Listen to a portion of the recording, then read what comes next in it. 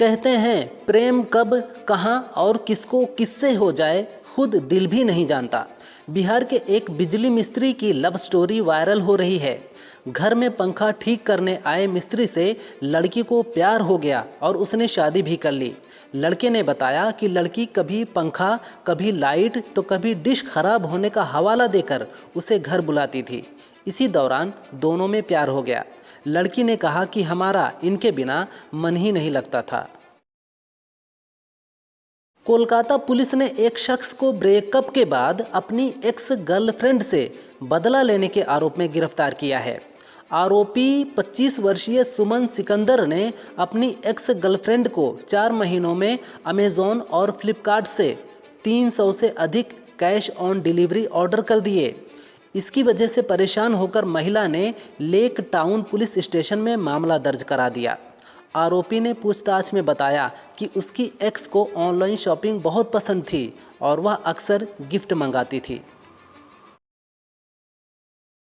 तमिलनाडु में चेंगलपट्टू में रहने वाले एक युवक के गले में मछली फंसने से उसकी मौत हो गई। बताया जा रहा है कि 29 साल का मणिगड़न तालाब में मछली पकड़ रहा था। उसने एक मछली पकड़ी और उसे मुंह में दबा लिया ताकि दूसरी मछली पकड़ सके। इस दौरान उसके मुंह में दबी मछली फड़फड़ाते हुए उसके गले तक चली गई। गले में मछली फंसने पर युवक का दम घुट गया।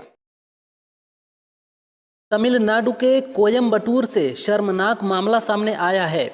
यहाँ 14 साल की स्कूली छात्रा को पीरियड्स आने पर क्लासरूम से बाहर निकाल दिया गया। 8वीं में पढ़ने वाली छात्रा के पेपर चल रहे थे।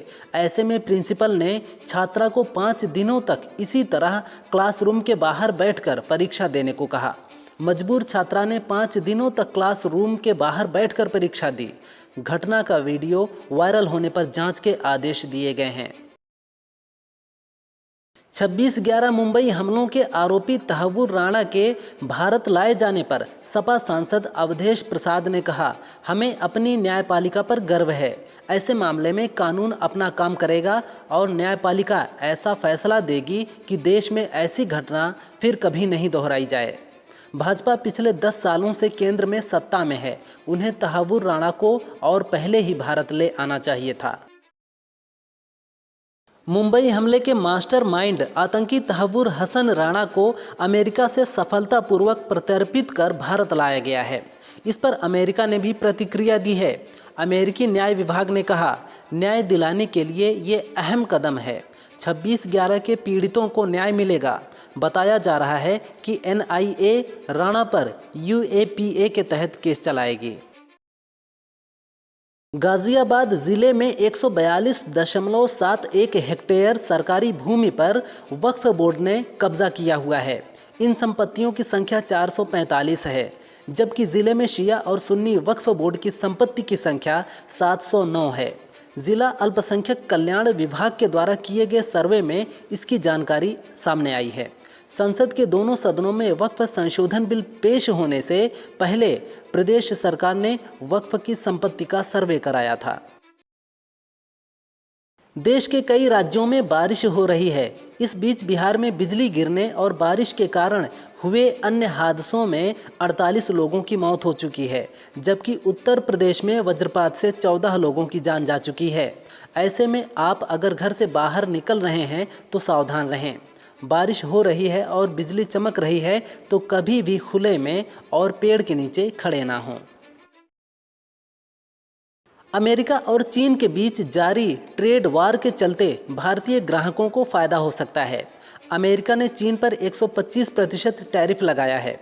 ऐसे में चीनी इलेक्ट्रॉनिक कंपोनेंट मैन्युफैक्चरर्स भारतीय कंपनियों को 5% की छूट दे रहे हैं। ऐसे में भारत में टीवी, फ्रिज और स्मार्टफोन सस्ते हो सकते हैं। दरअसल 125% टैरिफ लगने से अमेरिका में चीनी सामान की डिमांड कम हो जाएगी, जिससे उन्हें भारी नुकसान होगा। पाकिस्तान के पूर्व क्रिकेटर बासित अली ने राजस्थान रॉयल्स के प्लेयर यशस्वी जायसवाल की खराब फॉर्म पर प्रतिक्रिया दी है। उन्होंने कहा, यशस्वी जायसवाल का पेट भर गया है, वह क्रिकेट पर ध्यान नहीं दे रहे हैं। यह गलती मत करो, क्रिकेट तुम्हें रुला सकता है। पृथ्वी शॉ को देखो, क्रिकेट से प्यार करो और उस जुनून को वापस लाओ, क्योंकि वह जुनून अब नहीं दिखता।